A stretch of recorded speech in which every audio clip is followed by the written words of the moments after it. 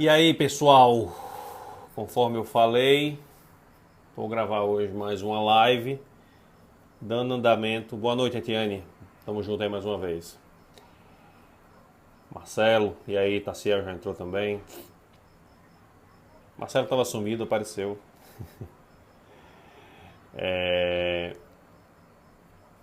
Semana que vem tem semana especial AFT lá no Estratégia Concurso.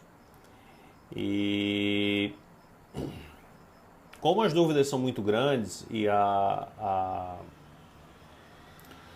o tempo vai ser curto porque vai ser. E aí, Fernanda, na minha conterrânea lá de Natal, como o tempo vai ser curto e a audiência é muito grande, então assim, eu já estou antecipando algumas dúvidas, temas que a gente que possam surgir, para que a gente consiga trabalhar essas questões mais práticas do dia a dia da fiscalização sem que existam dúvidas que não sejam respondidas. Ontem eu falei sobre trabalho escravo, eu terminei me empolgando, eu queria que fosse 10 minutos, mas foi mais de meia hora. Para quem não assistiu, foi lá pro meu link no YouTube, meu canal, que também chama Preparação Trabalhista. E aqui ele também ficou aí no meu histórico do, do Periscope. Vamos lá. Para quem não me conhece, meu nome é Daniel Magalhães, eu sou auditor fiscal do trabalho, eu sou coach do Estratégia Concurso. Ontem eu falei sobre trabalho escravo, hoje falarei sobre trabalho infantil, PCD e aprendizagem. Vamos lá. O trabalho infantil é uma chaga do ponto de vista sócio-jurídico que o Estado brasileiro se obrigou a combater por outros meios, mas também quando ele ratificou a Convenção 182 da OIT. Essa convenção, que vai cair no seu concurso, obviamente, é uma convenção que estabelece as piores formas de trabalho infantil. O que é que acontece? Essa convenção, ela criou para os países signatários uma série de obrigações no plano nacional e cumprir com a erradicação desse trabalho, que no Brasil, segundo a Constituição, é todo trabalho que seja inferior a 14 anos, salvo na condição de aprendiz. Então, o menor ele tem que ter pelo menos 14 anos e ser aprendiz. Quem é aprendiz? Aprendiz é aquele que está com contrato de trabalho nos termos do 428 da CLT. Então, se você tem dúvidas sobre a aprendizagem, você olha o 428 da CLT. Dica de direito do trabalho, não confunda aprendizagem com estágio. Eu mesmo já me confundi, errei e errando eu aprendi. Estágio é uma coisa que tem uma lei específica que vai cair no seu concurso e aprendizagem é outra do 428 da CLT que também vai cair no seu concurso. Como é que funciona essa fiscalização? É uma fiscalização da qual todos os auditores são obrigados. Ou seja, se eu estou fiscalizando segurança do trabalho e eventualmente eu encontro um menor nessa fiscalização, sem ser um menor aprendiz, eu tenho que fazer o afastamento. Como é que funciona esse afastamento?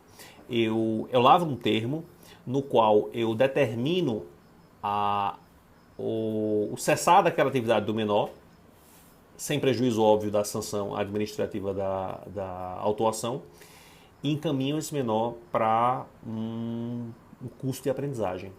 Óbvio que isso seria no mundo ideal, né? A gente sabe que em muitos locais no Brasil não tem esse treinamento de aprendizagem, os aprendizes em muitos locais não são aproveitados, mas segundo o preceito da lei, é o que diz a fiscalização.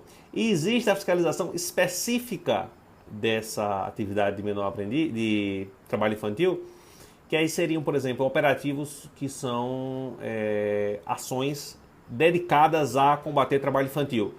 Onde, por exemplo, em feiras, postos de gasolina, lava-jatos, grandes eventos, Carnaval de Salvador você vai encontrar, Festa de Parintins lá no Amazonas você vai encontrar, São João do Nordeste você vai encontrar. Então essa fiscalização do trabalho infantil ela acontece muito em operativos. Qual é o problema dessa fiscalização do ponto de vista do fiscalizado? A lógica da população vai ser sempre dizer é melhor estar trabalhando do que estar roubando.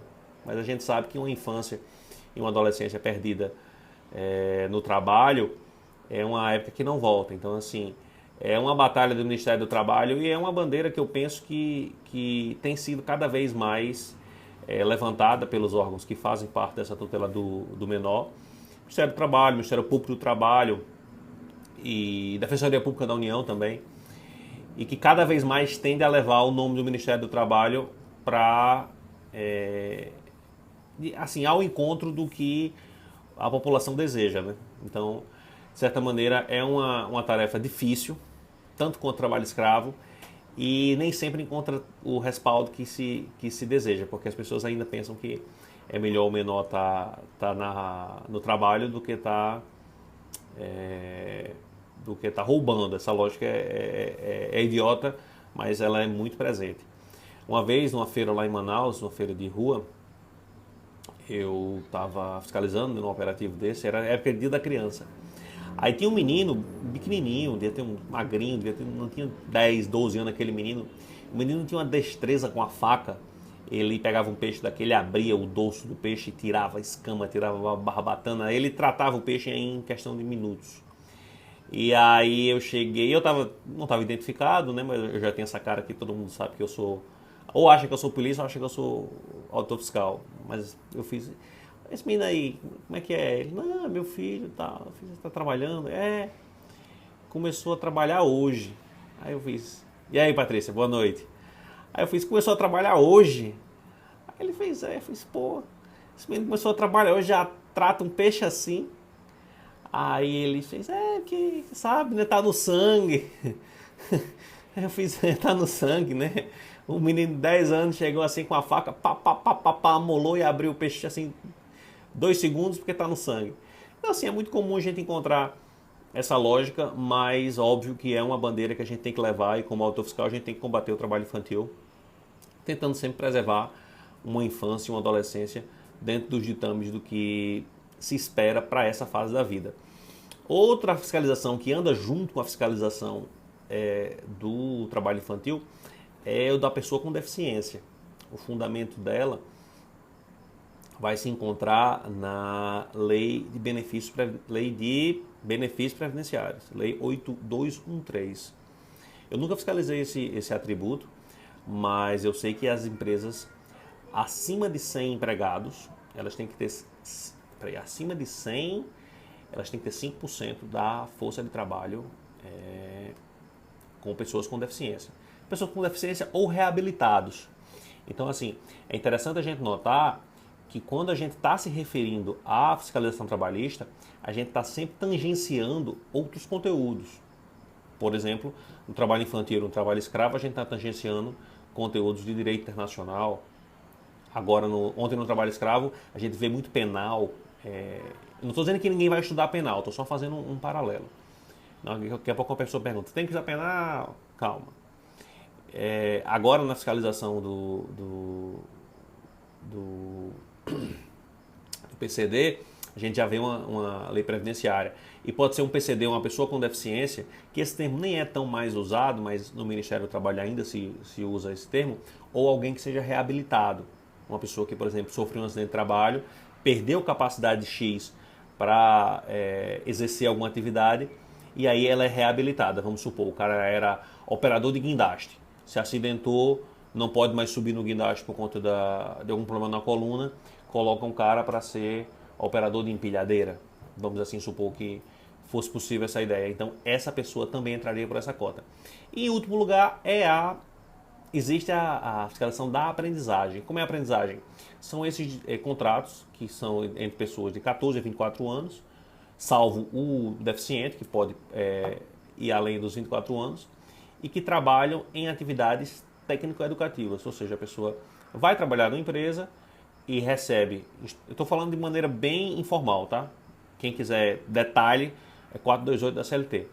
Vai fazer parte aprendizagem do ponto de vista técnico, ou seja, uma aula, um curso, alguma coisa, e parte aprendizagem prática, ou seja, é uma aprendizagem que você vai ver no dia a dia. Então vamos supor, o cara vai dizer, situação hipotética, O jovem aprendiz, o cara vai ficar do lado de um costureiro. Costureiro, o exemplo não foi bom, porque tem muitos riscos, mas vamos supor. Aula 2 de Mário Pinheiro. Eu não cheguei a ler essas aulas de Mário Pinheiro, não. Mas depois eu vou dar uma olhada. O cara cola com alguém que seja de uma função e vai pegando ao longo do tempo essa função. É como na Idade Média a gente tinha aquela ideia de você ir passando os ofícios dos artífices para os menores, etc.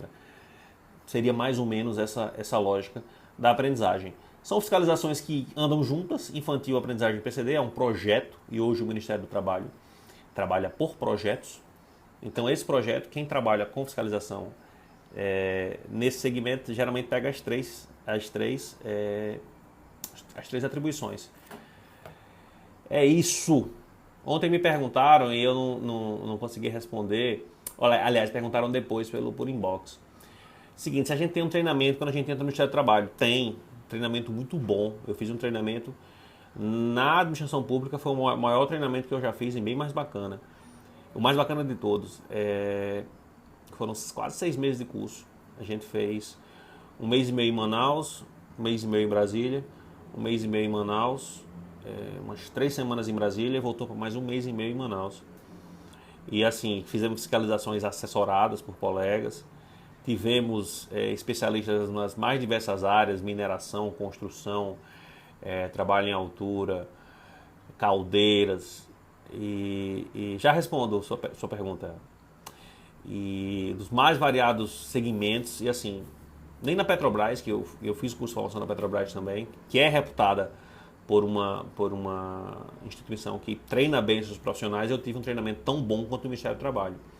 Eu penso que saí bem capacitado para exercer a função de auditor.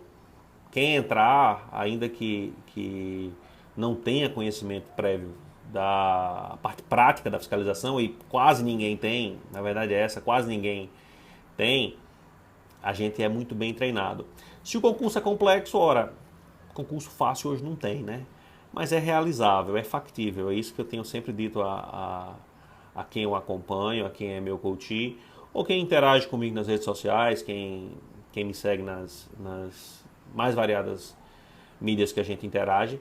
Eu digo que é bem viável, sabe? Bem realizável. Agora, óbvio, com a devida antecipação. A gente não pode estar se iludindo, achando que quando sair um edital a gente vai estar pronto. É bem complicado. O ideal seria começar o quanto antes. Então, por isso a gente tem trabalhado esses conteúdos, tanto aqui no Periscope, quanto no Instagram, Facebook. E lembrando, semana que vem, lá no Estratégia, serão 4 dias nos quais eu vou participar. Eu fico na superintendência do Mato Grosso. Na Secretaria de Inspeção é como se fosse o órgão central do Ministério do Trabalho, no qual as pessoas realizam tarefas de índole administrativa, planejamento, controle, corregedoria. São tarefas que não estão ligadas diretamente à fiscalização. Os fiscais de rua, eu e 90% dos colegas, a gente fica nas superintendências, que são em todas as capitais do Brasil, e nas gerências, que são as cidades de maior porte econômico. Então, assim, o seu estado, a depender de qual seja o estado, ele deve ter uma superintendência, obviamente, a capital, e algumas gerências a depender do estado. O Mato Grosso tem 2 gerências com auditores lotados. Na Bahia tem Barreiras, tem Vitória da Conquista, tem Ilhéus, tem muitas, Teixeira, Feira, Camaçari, tem várias. Rio Grande do Norte tem Natal e Mossoró, Pernambuco tem Petrolina, Garanhuns, Caruaru, Ipojuca, Recife, enfim. Auditores lotados só nas maiores gerências e também em todas as superintendências. Se eu estudei muito, eu fiz concurso 2006, 2010, 2013. Eu não fiquei a vida inteira estudando isso. No meu canal do YouTube tem um relato breve sobre isso. Eu vou até depois gravar um momento falando mais detalhadamente a minha história para a CFT. Mas eu fiz 3 provas. E para a última prova eu comecei a estudar um pouquinho antes da autorização. A autorização foi em fevereiro de 2013. Eu comecei a estudar em janeiro. Então eu estudei aí mais ou menos uns 7 meses da última vez que passei. Das outras 2 eu estudei. Da primeira nem conta tanto, porque já peguei quando saiu o edital. Mas em 2010 eu estudei pra caramba e não passei. Foi mais um percalço aí que eu colho nessa minha vida de concurseiro. É isso. perguntas. Amanhã, quarta-feira, pode ser que dê certo fazer outro. Quero ver se faço os 6 que eu vou fazer até chegar semana que vem. Vamos lá. Dou-lhe uma, dou-lhe duas. Você sofre ameaça. Dá pra sofrer. Eu ameaça nunca sofri não. Mas pode sofrer, né? A gente sabe, com atividade fiscalizatória, andando na rua, se submetendo tanto a risco de segurança pública quanto a risco do fiscalizado, pode acontecer. Comigo nunca aconteceu e é muito raro. Hoje mesmo, hoje não, sexta-feira em Vitória, no Espírito Santo, um juiz foi ameaçado na sala de audiência. Então toda pessoa que possa criar ônus, toda pessoa que possa impor uma obrigação a outra, um policial, um auditor, um juiz, um promotor, ele é suscetível de ser ameaçado. Você vê que um juiz ele foi ameaçado dentro do fórum, então assim, é muito complicado você supor que um auditor não pode ser ameaçado. Mas são ocorrências raras. E quando ocorrem, geralmente elas têm uma resposta bem firme do Estado. Fiquei 2 anos e 2 meses. Cheguei aqui em Cuiabá tem um mês certinho. É isso. Não vou tomar o tempo de vocês. Ainda vou trabalhar. Temos porte e arma. Tem que pedir. Eu não tenho.